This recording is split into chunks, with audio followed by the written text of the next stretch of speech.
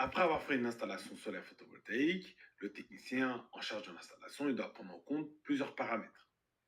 Les modules PV doivent être installés plein sud, placés dans les endroits sans ombrage tout au long de l'année.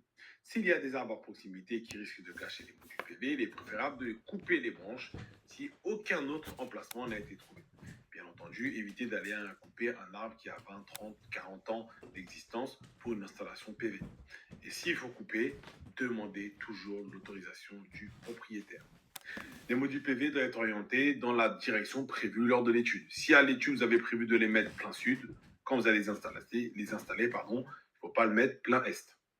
Les régulateurs de charge, s'il y a, doivent être installés dans un local à l'abri des intempéries, dans un local aéré, être à la hauteur des yeux, permettant une lecture facile des inscriptions sur l'écran s'il y a un écran. Évitez de poser les onduleurs directement au-dessus des batteries. Pareil, on essaie toujours de décaler l'onduleur et les batteries. Ensuite, les batteries doivent être aussi installées dans un local aéré à l'abri des intempéries, ça va de soi. L'onduleur doit être placé dans un lieu sec, pas trop loin des batteries pour minimiser la chute des tensions. Il doit être installé en position verticale, fixé sur un mur avec des dispositifs prévus à cet effet. Tous les fabricants vous donnent le matériel pour fixer leurs onduleurs sur un mur. Tous, sans exception. Ensuite, installer les convertisseurs onduleurs dans un local différent du local des batteries, car le dégagement gazeux provenant des batteries peuvent avoir des effets explosifs de couraison. Il faut savoir que quand vous avez des grosses installations où il va falloir mettre un gros parc de batteries, évitez de mettre les onduleurs et les batteries ensemble. D'accord? Et mettre des dispositifs de protection lorsque la tension du champ solaire excède les 120 volts. Ça va très très vite. Vérification des équipements solaires. Pour réaliser une installation solaire photovoltaïque, le chargé d'installation doit vérifier la qualité des équipements. Les modules PV doivent répondre à la norme NFEN 61215. Il doit y avoir présence des diodes bypass dans la boîte de jonction des modules. Utilisez si possible un analyseur de batterie pour s'assurer que les batteries sont installées sont bonnes. Ou utiliser un oscilloscope aussi, mais bon, c'est des choses qui sont un peu plus rares. Et bien entendu, utilisez les EPI, équipements de protection individuelle. Pour vérifier que les panneaux solaires fonctionnent correctement ou vérifier lors de la maintenance qu'il n'y a pas de problème, vous avez ce qu'on appelle les analyseurs solaires. Ça, c'est des analyseurs solaires individuels. Donc, sur chaque panneau solaire, il va falloir brancher un analyseur solaire ou le même et passer de panneau solaire à panneau solaire pour vérifier qu'il fonctionne bien. Ça va vous donner toutes les informations du panneau solaire. Bien entendu, s'il y a des informations qui sont trop éloignées de celles qui sont inscrites sur le panneau solaire, c'est qu'il y a un problème. Vous avez aussi les analyseurs de batterie. Les analyseurs de batterie qui vont vous permettre d'analyser si une batterie fonctionne correctement ou pas. Et ça, c'est plus dans le cas des batteries à plomb. Dans les batteries lithium, vous avez le BMS qui a déjà ce rôle. Vous devez avoir des habilitations électriques. Elles sont régies sous la norme NFC 18510. Et ces habilitations électriques vous permettent et vous donnent l'autorisation de pouvoir travailler sur des composants du matériel ou faire des travaux d'ordre électrique surtout. Pour ces habilitations, il faut savoir qu'il y a plusieurs, on va dire, catégories de courants. Ok, vous avez le TBT, le BT, HTA, HTB. TBT, on est en dessous de 50 volts quand on est en alternatif, 120 volts quand on est en continu. BT entre 50 et 1000 volts quand on est en alternatif, 120 et 1600 quand vous êtes en courant continu. Donc là, vous êtes totalement dans le PV. HTA quand on est entre 1000 et 50 000 en alternatif, 1500 et 75 000 en continu. Et HTB quand on est au-delà de 50 000 en alternative et au-delà de 75 000 en continu. Les habilitations électriques, elles ont plusieurs lettres et des indices numériques. Donc la première lettre, ça va être H ou B. Donc H pour haute tension, B pour basse tension. La deuxième lettre, ça va vous donner, comment dirais-je, les tâches que peut exécuter le titulaire de l'habilitation. Ça peut être le C, le N, le P, le R, le T, le V, etc. Et après, il y a l'indice numérique, 0, 1 ou 2. Sachant que 0, c'est quand vous pouvez travailler au voisinage, 1 quand vous êtes exécutant, et 2 quand vous êtes chargé de travaux, tout simplement.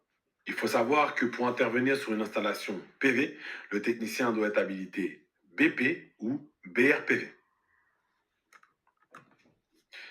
Les étiquettes photovoltaïques.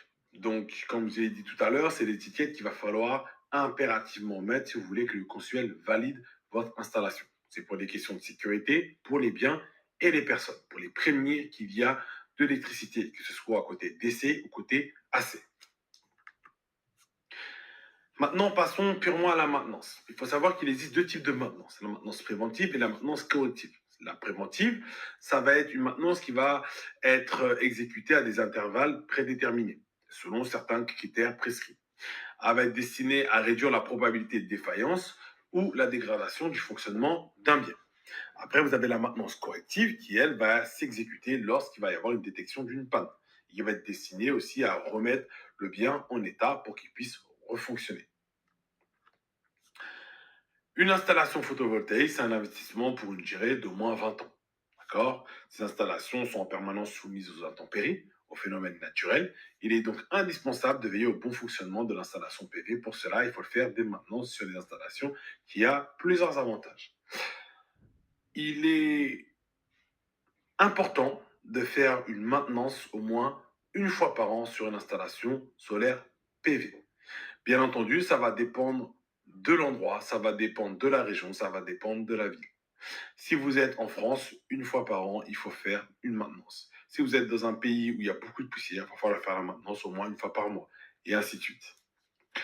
Il faut savoir que les avantages qu'il y a, c'est que si vous faites une maintenance, pardon, ça va permettre la détection rapide des dysfonctionnements ou des dommages avec une rapidité de réparation, minimisation de la perte de production, minimisation de l'impact des problèmes rencontrés et globalement du coût des réparations, réduction des risques d'accident et la durée de vie des équipements qui est globalement prolongée. Il faut savoir qu'il existe plusieurs types de défauts dans une installation PV. Alors, ces défauts sont classifiés selon la fonction des différents composants constitués dans l'installation PV. Et il y a à peu près 7 groupes de défauts qui ont été formés. Donc, il y a les défauts au niveau du générateur photovoltaïque, au niveau de la boîte de jonction, du système de câblage, du système de protection, de l'onduleur, système d'acquisition des données. Et tous ces défauts, nous allons les voir un par un. Alors, les défauts au niveau des générateurs photovoltaïques. Il peut y avoir de la salissure, il peut y avoir une mauvaise orientation ou inclinaison des modules mal ou pas ventilés, il peut y avoir une fissure, à une mauvaise isolation entre les modules et l'onduleur, détérioration de la couche anti-reflet, délaminage, faiblesse au vent des structures, inclinaison des modules trop faibles ou support mécanique des modules inadéquats ou mal posés. Donc il y a forcément des conséquences que je vous laisse lire qui ont forcément un impact sur la production. Ici, vous avez des photos un peu de tous ces défauts, donc la salissure, l'ombrage, la délamination, la brûlure, la dégradation de l'EVA ou les défauts mécaniques. Il peut y avoir aussi des défauts au niveau de la boîte de jonction ou du câblage. Quand on parle de boîte de jonction, ça va être les coffrets AC, DC. Donc, il peut y avoir une absence de parafoudre ou de protection de foudre inadaptée, boîte de jonction sans presse-étoupe, infiltration d'eau par les vis de fixation, déconnexion des soudures, pénétration de l'eau, l'humidité. Pareil, il y a des conséquences que je vous laisse lire. Vous avez les défauts au niveau des systèmes de câblage. Mauvais dimensionnement des câbles, connexion desserrée ou cassée, bande brouillée, câbles mal dénudés. Tout ça a aussi un impact sur la production, mais aussi un impact sur votre sécurité. Parce que là, on commence à aller sur des défauts qui peuvent avoir pour conséquence des arcs électriques, des incendies, des surtensions, etc., etc. Donc, il faut vraiment faire attention à ça. Ici, pareil, vous avez des photos qui vous permettent de voir un peu au niveau des boîtes de jonction ce qui se passe, hein, ou au niveau des coffrets à l'arrière des panneaux solaires où vous allez avoir les job bypass. Donc, vous voyez qu'il y a des brûlures, etc. Et là, au niveau des câbles, où vous pouvez avoir l'isolant qui est déformé, vous pouvez avoir un défaut de sertissage, défaut au niveau des câblages, des brûlures, défaut d'isolation, etc. Donc là, vraiment, on rentre sur des défauts qui sont un peu plus importants et un peu plus dangereux. Ici, vous avez les défauts dans les onduleurs. Donc, dégradation à cause de la chaleur, faux contact, surtension, fusible fondu, foudre sur le réseau, tension de générateur inférieur à la limite basse de l'onduleur, onduleurs sous-dimensionnés, problèmes d'interface réseau, défaut d'isolement, surchauffe, onduleurs surdimensionnés, mauvais choix de la tension, etc. Tout ça aussi a pour conséquence des surtensions, des arrêts d'onduleurs, des déconnexions, des destructions d'onduleurs, des découplages, etc. etc. Donc, il faut vraiment faire attention aussi sur tous ces aspects-là parce que c'est l'onduleur qui est un élément principal d'une installation PV. S'il ne fonctionne pas, l'installation ne produit pas, tout simplement. Ici, vous avez des photos des choses que vous pouvez avoir, hein, où vous avez des brûlures, des codes erreurs, etc., que vous pouvez avoir sur un onduleur dans la plupart du temps. Bien entendu, vous pouvez avoir un diagnostic des installations PV. Les installations photovoltaïques, même performances soient-elles, peuvent présenter des dysfonctionnements au cours de leur fonctionnement. Ici, vous allez pouvoir utiliser des équipements qui vont vous permettre justement de pouvoir voir et anticiper ces défauts, notamment un multimètre. Quand on dit un thermomètre infrarouge, on va parler d'une caméra thermique, centrale de mesure, les analyseurs, etc., qui vous permettent de voir des défauts qu'on ne voit pas forcément à l'œil nu. Donc, pour la maintenance préventive, vous allez avoir le nettoyage des modules. Donc, on va enlever tout ce qui est salissure, neige, moisissure, tout ce qui est mousse aussi, ou sinon, tout simplement, de la poussière. Inspection visuelle des panneaux solaires. Donc, on va regarder s'il n'est pas cassé, s'il n'y a pas la délamination, s'il n'y a pas une fissure, etc., etc. Donc, c'est des choses qu'on peut voir directement à l'œil nu. Ensuite, vous allez prendre des mesures de courant, de tension aussi, pour savoir est-ce que la tension qui était préconisée au début est toujours la même aujourd'hui. Vérifier les câbles de connexion, côté AC et côté DC, s'ils sont correctement serrés. Donc là, bien entendu, on le fait hors tension. On va venir tirer un peu sur les câbles légèrement pour voir s'ils sont toujours bien sertis, bien vissés. Si c'est pas le cas, on prend un tournevis et on visse. C'est pour ça qu'on dit qu'il faut il faut respecter un couple surtout. Ensuite, vérifier l'état de l'onduleur, s'il fonctionne bien, au niveau de la ventilation, l'état des affichages, des LED, s'il y a des LED, etc. On peut aussi passer la caméra infrarouge pour voir s'il n'y a pas des câbles qui chauffent à l'entrée ou à la sortie de l'onduleur. En termes de maintenance préventive, vous allez avoir le dépoussiérage de l'onduleur au niveau des entrées d'air. Parfois, il peut y avoir beaucoup de poussière, donc pareil, on retire toute cette poussière. Au niveau des grilles de ventilation, on vérifie que les dispositifs de coupure fonctionnent toujours. On contrôle l'état des parafoudres. Est-ce qu'il y a un voyant? Est-ce qu'il faut changer la cartouche ou pas? On manœuvre les dispositifs de protection électrique. Donc, on va appuyer sur les boutons test des disjoncteurs, etc. On va vérifier le bon état des isolants. Donc, on va regarder si les câbles n'ont pas été rongés par des rongeurs ou autres, parce que tout ça, ça peut créer des défauts d'isolement. Au niveau des batteries, s'il y a, donc on vérifie notamment que le bac qui reçoit les batteries, on regarde s'il n'y a pas de traces de saleté, de poussière, d'humidité. On va nettoyer les bornes de connexion, pareil, on va éliminer tout ce qui est traces d'acide, etc. On va vérifier l'état du niveau d'électrolyte quand vous avez des batteries, notamment OPZ, qui vous permettent justement de vérifier tout ça. Et pour finir, nettoyage du dépôt d'électrolyte s'il y a dans les bacs. On va on va élaguer les arbres aussi, clairement, parce qu'un arbre aujourd'hui, dans un an, ce ne sera pas forcément le même. Donc on va élaguer s'il faut élaguer. On va regarder au niveau du sol, s'il n'y a pas de la végétation, s'il y a, on va faire de la tonte, etc. Et on dit qu'une maintenance préventive doit être effectuée tous les 3 ou 6 mois.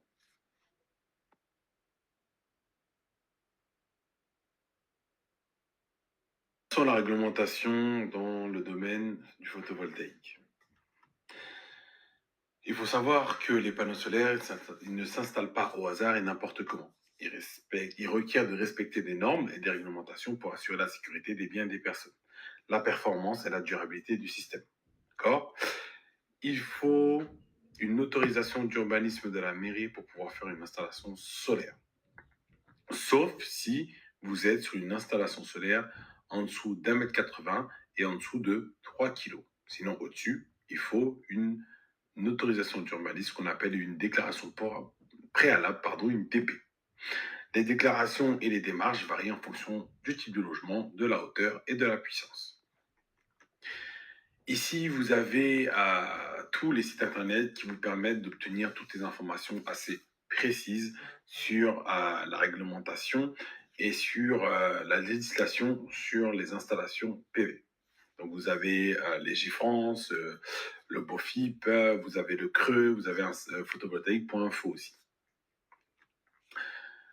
Les démarches dans une installation PV, les voici. Vous avez d'abord la première étape qui est les démarches d'urbanisme, donc la déclaration préalable de travaux, l'ADP. Ensuite, la démarche auprès d'Enedis, l'obtention de l'attestation du consuel, la démarche des FOA et faire l'assurance d'une installation solaire photovoltaïque. La chronologie des démarches peut être différente en fonction du type d'installation. Je répète, si vous avez une installation en dessous d'1,80 m et en dessous de 3 kg, il n'y a pas de DP à faire.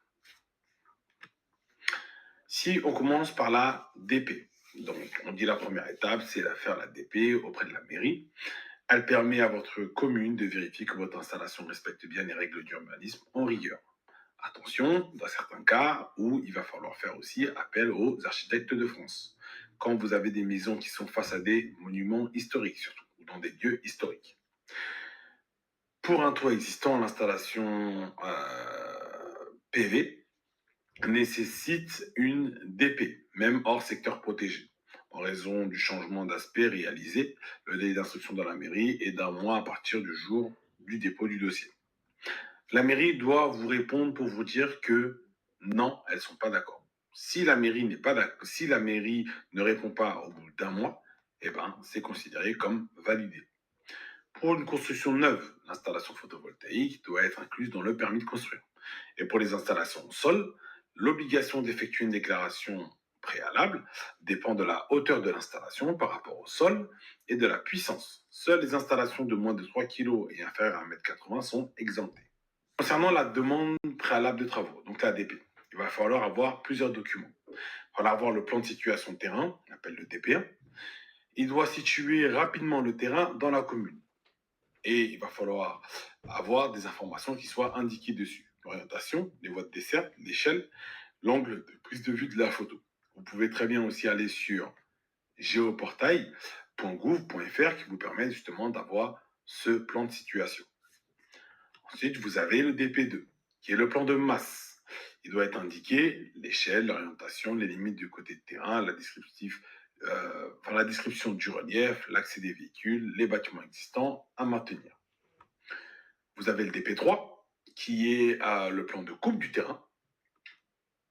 Le DP4, qui est le plan de façade et des toitures, qui montre l'aspect extérieur, les dimensions de la construction, la position, le nombre de panneaux solaires, le nombre et leurs dimensions. Il est conseillé d'indiquer la pente du toit. Donc, sur cet exemple de plan de toiture, il va falloir indiquer où vous allez mettre les panneaux solaires, leurs dimensions, etc. Ensuite, vous avez le DP6, qui est un document graphique, donc qui est un document qui apporte des renseignements techniques et esthétiques sur les panneaux solaires. Le DP7, DP8, qui sont des photos de votre maison, du terrain, qui permet justement de pouvoir voir où est-ce que vous allez implanter les panneaux solaires sur votre toiture.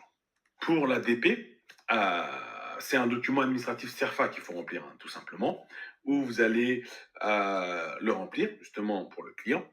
Vous allez dire si c'est un particulier ou non. Ensuite, vous allez donner les coordonnées du déclarant. Vous allez mettre l'identité du coordonnées de la personne autre que les déclarants, donc vous, si vous êtes une entreprise. Vous allez devoir mettre le terrain, où est-ce qu'il se situe, la localité, etc. Ensuite, le projet. Est-ce que c'est un projet de piscine, véranda, etc. Et vous allez mettre autre, installation photovoltaïque.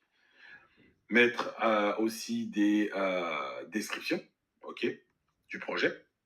Vous allez devoir mettre des informations qui correspondent, cocher justement la case qui correspond, qui vous permettra derrière de finaliser et de remplir justement cette DP.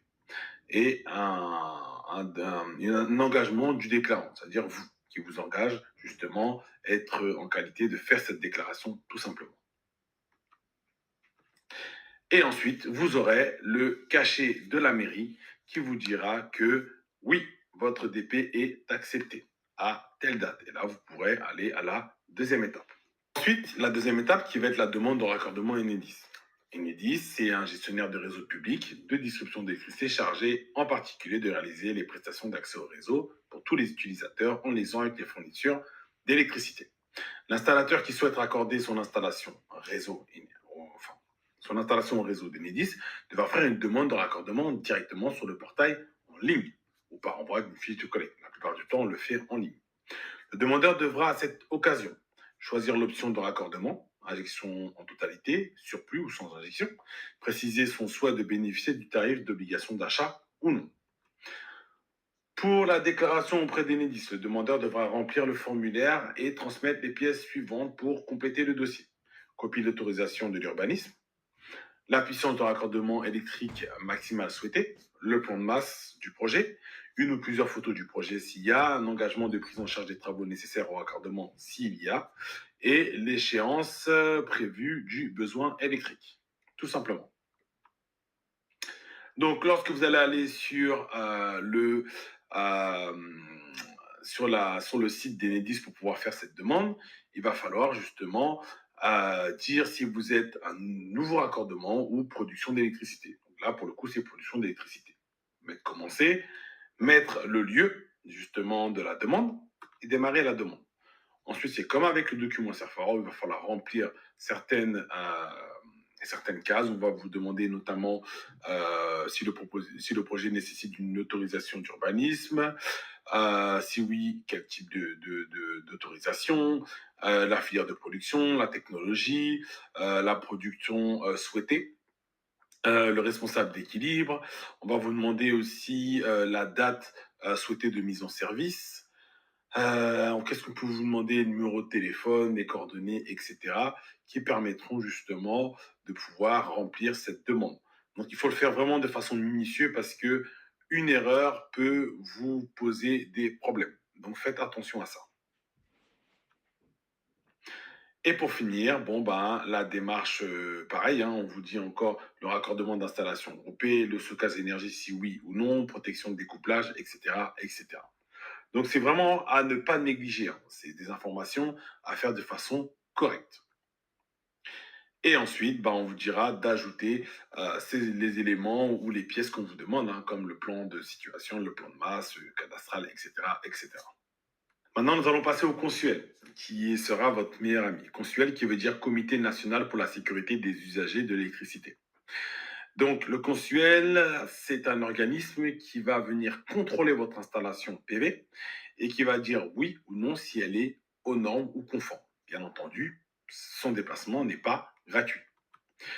Pour le Consuel, du moins pour obtenir l'attestation qui est délivrée par le Consuel, l'attestation de conformité constitutionnelle est obligatoire pour toute installation de production d'électricité d'une puissance inférieure à 250 kg raccordée au réseau public de distribution électrique ou requérant d'une modification d'installation intérieure d'électricité. Les installations nouvelles ou totalement rénovées, il est également indispensable pour que votre fournisseur d'électricité mette votre installation en service. Toute attestation de conformité électrique du consuel a une durée de validité d'1 an à compter de la date d'approbation du consuel. Pour l'attestation de conformité, tout à l'heure, je vous ai parlé justement de couleurs. Donc, il y a l'attestation jaune, bleue, violette et verte.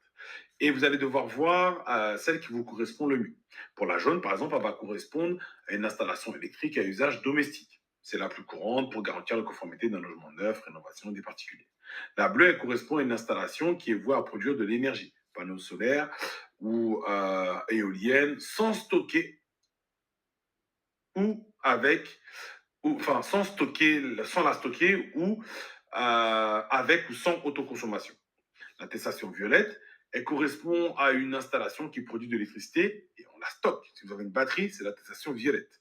Et l'attestation verte, elle correspond à une installation qui n'est pas à usage domestique, par exemple les représentants de syndicats, les sites accueillants des travailleurs ou du public. Donc voici à quoi correspondent ces attestations, la jaune, la bleue, la verte ou la violette, tout simplement. Elles ont un prix.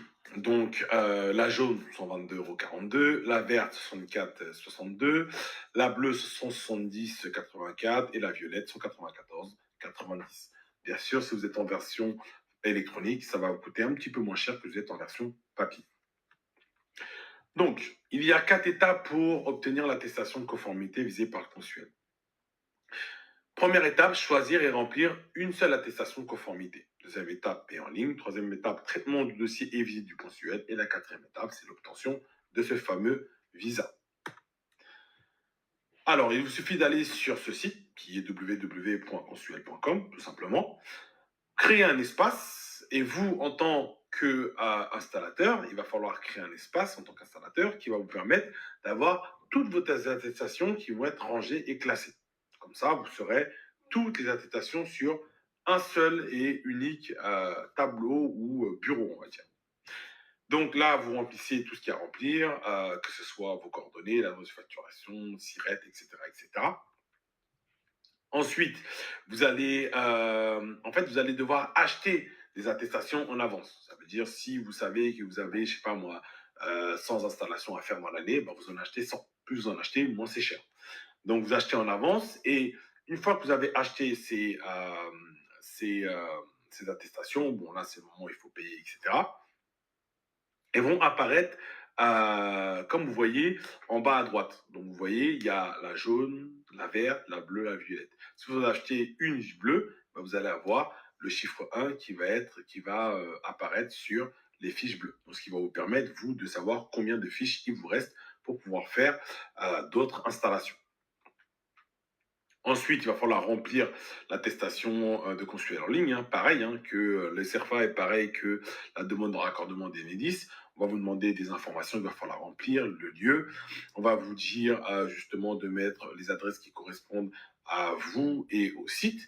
Et ensuite, on va vous dire de mettre la puissance de l'installation. On va vous demander de mettre des documents en plus pour pouvoir justement valider cette, comment dirais-je, cette demande de passage du consuel. Et pour finir, ben, vous aurez ce précieux sésame.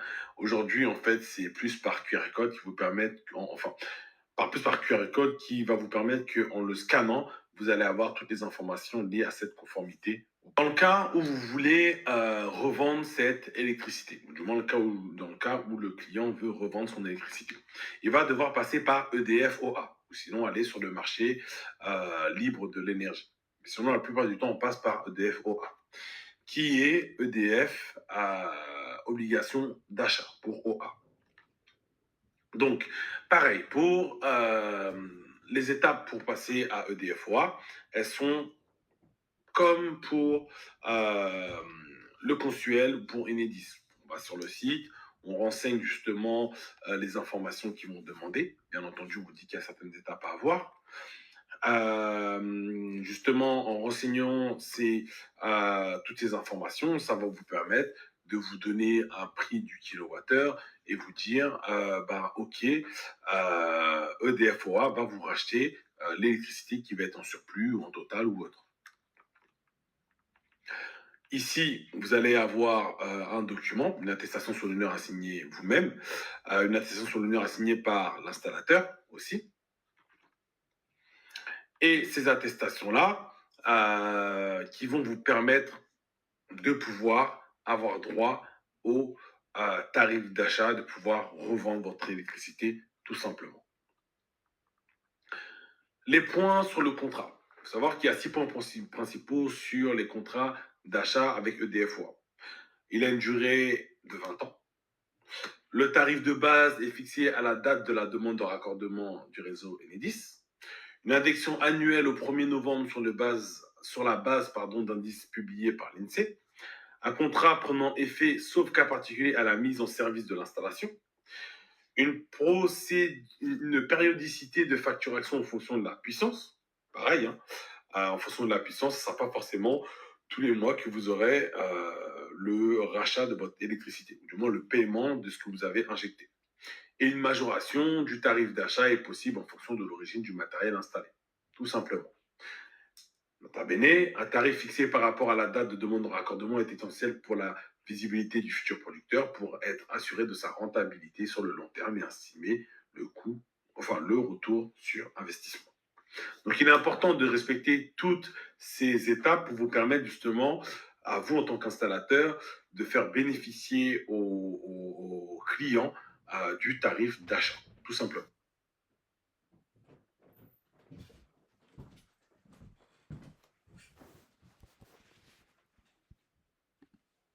Maintenant, nous allons parler du